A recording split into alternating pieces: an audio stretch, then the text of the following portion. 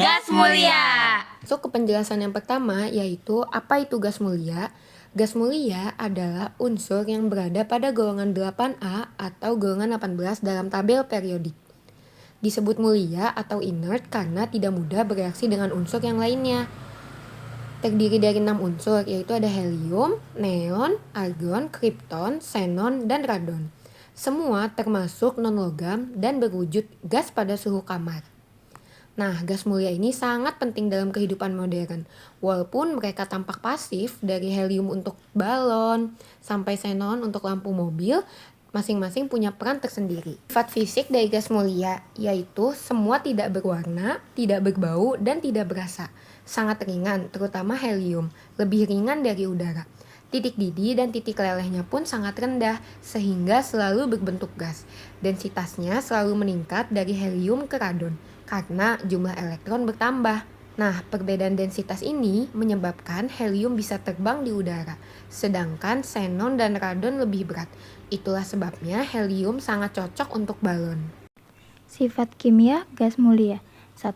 Kulit elektron terluar penuh, sehingga tidak tertarik untuk berikatan. Kedua, inert atau tidak reaktif. Hanya bereaksi dalam kondisi ekstrim, yaitu tekanan tinggi, suhu tinggi. Ketiga, krypton dan xenon bisa membentuk beberapa senyawa seperti XeF2, XeF4, XeO3, KrF2. Reaksi ini hanya bisa terjadi karena atom besar dengan gaya tarik inti lebih lemah. Radon sebenarnya juga bisa bereaksi, tapi karena bersifat radioaktif, penggunaannya sangat terbatas. Selanjutnya yaitu letak dan konfigurasi elektron. Letaknya di paling kanan tabel periodik. Konfigurasi elektronnya penuh di kulit terluar, yaitu Ns2, Np6, kecuali helium, yaitu 1s2. Struktur elektron yang stabil membuat gas mulia tidak butuh menangkap atau melepas elektron. Itulah sebabnya reaktivitasnya sangat rendah. Tren periodik dari atas ke bawah, massa atomnya meningkat, titik didih dan titik lelehnya naik. Energi ionisasi menurun tapi tetap tinggi dibanding unsur lain. Semua unsur gas mulia memiliki energi ionisasi terbesar di tiap periodenya. Karena energinya besar, sulit sekali melepaskan elektron dari gas mulia. Ini alasan utama kenapa mereka sangat stabil. Contohnya, helium yang memiliki konfigurasi 1s2, neon memiliki konfigurasi 1s2, 2s2, dan 2p6.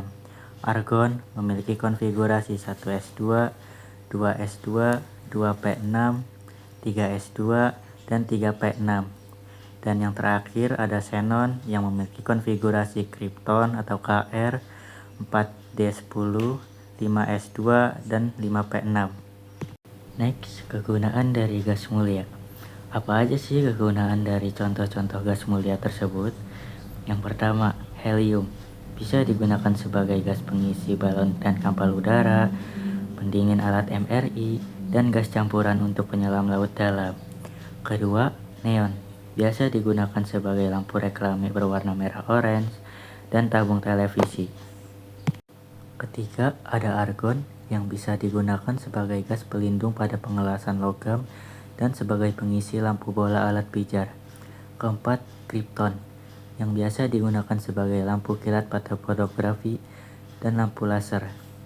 Kelima, xenon biasa digunakan sebagai lampu mobil HID, anestesi ringan, dan tabung sinar X. Dan yang terakhir, radon yang biasa digunakan sebagai pemanfaatan medis terbatas karena radioaktif atau biasa disebut sebagai terapi kanker. Nah, setelah mendengar semua penjelasan tentang gas mulia, jadi kita punya kesimpulan nih, yaitu gas mulia termasuk unsur paling stabil di tabel periodik. Tidak mudah bereaksi karena kulit elektron terluarnya sangat penuh. Hanya krypton dan xenon yang mampu membentuk senyawa tertentu. Lalu gas mulia juga memiliki beragam kegunaan dalam industri, teknologi, dan juga kedokteran. Jadi, meskipun disebut mulia karena tidak mudah bereaksi, justru sifat inilah yang membuat gas mulia sangat berharga dalam kehidupan sehari-hari.